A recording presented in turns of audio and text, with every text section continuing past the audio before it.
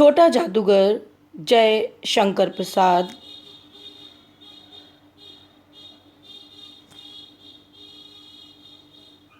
पाठ 9 छोटा जादूगर। इस कहानी में लेखक जयशंकर प्रसाद जी ने एक ऐसे बालक का वर्णन किया है जिसे खेल तमाशा दिखाकर अपनी बीमार माँ के इलाज और जीवन निर्वाह की व्यवस्था करनी पड़ती थी। छोटी सी उम्र में उसने पैसों और काम के महत्व को भली भांति समझ लिया था। उसके हाथों और शब्दों में विचित्र आकर्षण था। कार्निवाल के सभी खिलौने उस बालक के हाथों का स्पर्श पाकर सजीव अभिनय करने लगते थे। प्रस्तुत कहानी में छात्रों की चिंतन क्षमता, कल्पनाशीलता, तार्किक योग्यता, परिस्थिति और व्यक्तिगत गुणों के विश्लेषण की क्षमता करने का विकास करना ही लेखक का मुख्य उद्देश्य है। कार्निवाल के मैदान में बिजली जगमगा रही थी। चारों ओर हंसी और विनोद का कलनाद गूंज रहा था। विनोद, मनोरंजन। उस छोटे फुहारे के पास एक लड़का चुपचाप शरबत पीने वालों को देख रहा था। उसके गले में फटे कुर्ते के ऊपर से मोटी सी सूत की रस्सी पड़ी थी और जेब में ताश के कुछ पत्ते थे। उसके मुंह पर गंभीरता के साथ धैर्य की रेखा थी। धैर्य, पेशेंस। वो शरबत पीने वालों को देख रहा था मगर फिर भी उसके अंदर धैर्य था। वो किसी से छीन नहीं रहा था और किसी से मांग भी नहीं रहा था। उसकी ओर न जाने क्यों मैं आकर्षित हुआ। लेखक का ध्यान उसकी ओर चला गया। उसके अभाव में भी कुछ संपूर्णता थी। संपूर्णता उसके पास कमी थी। वो गरीब था लेकिन वो आंतरिक रूप से पूर्ण दिख रहा था, यानी उसके अंदर स्वाभिमान की परिपूर्णता थी। मैंने पूछा, क्यों जी, तुमने इसमें क्या देखा? मैंने सब देखा। यहाँ चूड़ी फेंकते हैं, खिलौनों पर निशाना लगाते हैं, तीर से नंबर छेदते हैं। मुझे तो खिलौने पर निशाना लगाना अच्छा लगा। जादूगर तो बिल्कुल निकम्मा है। उसे अच्छा ताश का खेल तो मैं दिखा सकता हूँ, उसने बड़े जोश से कहा।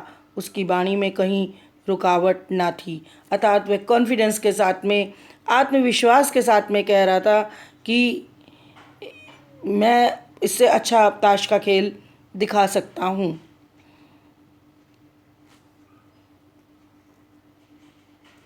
मैंने पूछा, और उस पर्दे में क्या है? वहाँ तुम गए थे? नहीं, मैं नहीं जा सकता, टिकट लगता है। मैंने कहा, तो चलो, मैं वहाँ तुम्हें ले चलूँ। मैंने मन ही मन कहा, भाई आज के तुम ही मित्र रहे। उसने कहा, वहाँ जाकर क्या कीजिएगा, चलिए निशाना लगाया जाए। उसने पर्दे के पीछे वाला जो जादूगर का खेल था वहाँ जाने के लिए इनकार कर दिया और निशाना लगाने के लिए कहा कि चलिए हम लोग निशाना लगाते हैं।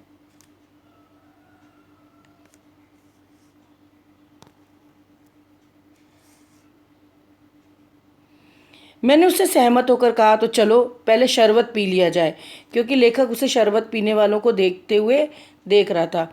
उसने हाँ के बहाने सिर हिला दिया। मनुष्यों की भीड़ से जाड़े की संध्या भी वहाँ गर्म हो रही थी। हम दोनों शरबत पीकर निशाना लगाने चले। राह में ही मैंने उससे पूछा, तुम्हारे घर में कौन कौन है? माँ और बाबूजी। उन्होंने तुम्हें यहाँ आने के लिए मना नहीं किया? बाबूजी जेल में हैं। क्यों? देश के लिए, वह गर्व से बोला। और तुम्हारी माँ? वह बीमार है। और तुम तमाशा देख रहे हो? उसके मुख पर तिरस्कार की हंसी फूट पड़ी। उसने कहा, तमाशा देखने नहीं, दिखाने निकला हूँ। कुछ पैसे ले जाऊंगा तो माँ को पथ्य दूंगा। पथ्य? बीमार के लिए जो खाना होता है, जो भोजन होता है, उसे पथ्य कहते हैं। मुझे शरबत ना पिलाकर यदि आप मेरा खेल देखकर मुझे कुछ पैसे दे दें तो मुझे तसल्ली हो जाती। मैं आश्चर्य से उस 13-14 वर्ष के लड़के को देखने लगा। हाँ, मैं सच कहता हूँ बाबूजी, माँ जी बीमार है, इसलिए मैं नहीं गया। कहाँ? जेल में। जब कुछ लोग खेल तमाशा देखते ही हैं तो मैं न दिखाकर माँ की दवा करूँ, अपना भी पेट भरूँ। मैंने दीर्घ निश्वास लिया। चारों ओर बिजली के लट्टू नाच रहे थे। मैं व्यग्र हो उठा। मैंने उससे कहा, अच्छा चलो निशाना लगाया जाए। व्यग्र हो चुका हो गया, बेचैन हो गया। हम दोनों उस जगह पहुँचे जहाँ खिलौनों को गेंद से गिराया जाता था। मैंने 12 टिकट खरीदकर उस लड़के को दिला दिए। वह निकला पक्का निशानेबाज। उसकी कोई गेंद खाली नहीं गई। देखने वाले दंग रह गए। उसने 12 खिलौनों को बटोर लिया, लेकिन उठाता कैसे? कुछ मेरे रुमाल में बांधे, कुछ जेब में रख लिए। लड़के ने कहा, बाबूजी आपको तमाशा दिखाऊंगा, बाहर आइए, मैं चलता हूँ। वह 9-2-11 हो गया। मैंने मन ही मन कहा, इतनी जल्दी आंखें बदल गईं? 9-2-11 हो गया, गायब हो गया, चला गया। मैं घूमकर पान की दुकान पर आ गया। पान खाकर बड़ी देर तक इधर उधर टहलता हुआ सब देखता रहा। झूले के लोगों का ऊपर नीचे आना देखने लगा। अकस्मात किसी ने ऊपर से हिंडोले से पुकारा, बाबूजी।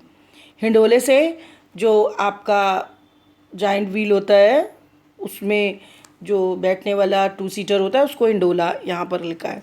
मैंने पूछा, कौन? मैं हूँ, छोटा जादूगर। कलकत्ता के सुंदर बॉटेनिकल उद्यान में लाल कमलिनी से भरी हुई छोटी सी झील। कमलिनी कमल का फूल, जो स्त्रीलिंग है उसको कमलिनी कहा गया है। किनारे घने वृक्षों की छाया में अपनी मंडली के साथ बैठा मैं जलपान कर रहा था। अपनी मंडली, अपने मित्रों के साथ में जलपान कर रहा था, खा पी रहा था लेखक। बातें हो रही थी, इतने में वही छोटा जादूगर दिखाई पड़ा। हाथ में 4 खाने की खादी का झोला और आधी भाव का कुर्ता, सिर पर मैला रुमाल सूत की रस्सी से बंधा था। मस्तानी चाल में झूमता हुआ आकर कहने लगा, बाबूजी नमस्ते, आज कहिए तो खेल दिखाऊं? नहीं जी, अभी हम लोग जलपान कर रहे हैं, फिर इसके बाद गाना बजाना होगा बाबूजी। नहीं जी। मैं क्रोध में कुछ और कहने ही जा रहा था, तभी श्रीमती जी ने कहा, दिखलाओ जी, तुम तो अच्छे आए, भला कुछ मन तो बहले। मैं चुप हो गया, क्योंकि श्रीमती जी की बोली में मैं माँ की सी मिठास थी, जिसके सामने किसी भी लड़के को रोका नहीं जा सकता। उसने खेल आरंभ किया। उस दिन कार्निवाल के सब खिलौने उसके खेल में अपना अभिनय करने लगे। भालू मनाने लगा, बिल्ली रूठने लगी, बंदर घुड़कने लगा, गुड़िया का ब्याह हुआ, गुड्डा पर कान्हा निकला। लड़के की बातों में ही खेल हो रहा था। सभी लोग हंसते हंसते लोटपोट हो गए। मैं सोच रहा था, बालक की ज़रूरतों ने उसे जल्दी ही चतुर बना दिया, चालाक बना दिया। यही तो संसार है। ताश के सब पत्ते लाल हो गए, फिर सब काले हो गए। गले की सूत की डोरी टुकड़े टुकड़े होकर जुड़ गई। लट्टू अपने आप नाच रहे थे। मैंने कहा, अब हो चुका, अपना खेल बटोर लो, हम लोग भी अब जाएंगे। श्रीमती जी ने धीरे से 1 रुपया दे दिया। वह उछल पड़ा। मैंने कहा, लड़के, छोटा जादूगर कहिए, यही मेरा नाम है, इसी से मेरी जीविका है। अब वो अपनी पहचान किससे बनाता है? छोटे जादूगर के नाम से।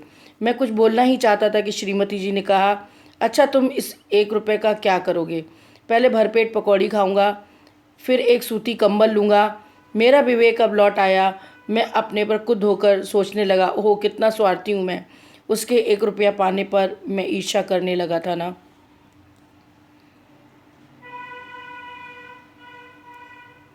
वह नमस्कार करके चला गया। हम लोग लता कुंज देखने के लिए चले गए। उस छोटे से बनावटी जंगल में संध्या साए साए करने लगी थी। डूबते हुए सूर्य की अंतिम किरणें पेड़ों की पत्तियों से विदाई ले रही थी। चारों ओर सुनसान था। हम लोग धीरे धीरे मोटर से हावड़ा की ओर आ रहे थे। रह रहकर छोटा जादूगर स्मरण हुआ था। सचमुच वह झोपड़ी के पास कंबल कंधे पे डाले खड़ा था। मोटर रोककर उससे पूछा, तुम यहाँ कहाँ? मेरी माँ यहीं है ना। अब उसे अस्पताल वालों ने निकाल दिया है। मैं उतर गया। उसी झोपड़ी में देखा तो एक स्त्री चिथड़ों में लदी हुई कांप रही थी। उस छोटे जादूगर ने कंबल ऊपर डालते हुए कहा, माँ। मेरी आंखों से आंसू निकल पड़े। बड़े दिन की छुट्टी भी चली थी। मुझे अपने ऑफिस समय से पहुंचना था। कलकत्ता से मन ऊब गया था। चलते चलते एक बार फिर बाग को देखने की इच्छा हुई। साथ ही साथ जादूगर भी दिखाई पड़ गया। जाता तो और भी, मतलब अभी भी लेखक को जादूगर की याद आ रही है कि जादूगर दिख जाता, इतना वो उससे प्रभावित हो चुका था। 10 बज चुके थे। मैंने देखा कि उस साफ धूप में लड़के के किनारे एक कपड़े पर छोटे जादूगर का रंगमंच सजा हुआ था। अब उसने अपना रंगमंच एक छोटे कपड़े पर सजाया हुआ था।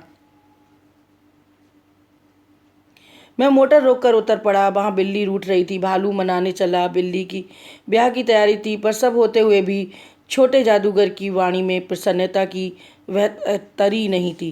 प्रसन्नता की तरी से तात्पर्य कि प्रसन्नता में वो रौनक नहीं थी, उसकी खुशी में वो खनक नहीं थी, जो एक बच्चे की प्रसन्नता में खनक होनी चाहिए। और वह औरों को हंसाने की चेष्टा कर रहा था, तब जैसे स्वयं कांप जाता। उसे मैं आश्चर्य से देख रहा था। खेल हो जाने पर पैसा बटोर कर उसने भीड़ में मुझे देखा और जैसे क्षण भर के लिए मूर्तिवान हो गया, मूर्तिवान स्थिर हो गया। बिल्कुल सीज हो जाते हैं जैसे एकदम। मैंने उसकी पीठ थपथपाते हुए कहा, आज तुम्हारा खेल जमा क्यों नहीं? माँ ने कहा था तुरंत चले आना, मेरी घड़ी समीप है। घड़ी समीप होना मुहावरा है, अर्थात उसकी मृत्यु निकट थी। अविचल भाव से उसने कहा, अविचल भाव से बिना विचलित हुए। तब भी तुम खेल दिखाने चले आए? लेखक ने उससे पूछा। उसने कहा, क्यों ना आता। और कुछ कहने में जैसे उसे अपमान का अनुभव हो रहा था। क्षण भर में मुझे अपनी भूल मालूम हो गई। उसके झोले को गाड़ी में फेंक कर उससे भी बैठाते हुए मैंने कहा, जल्दी चलो। मोटर वाला मेरे बताए हुए पथ पर चल पड़ा।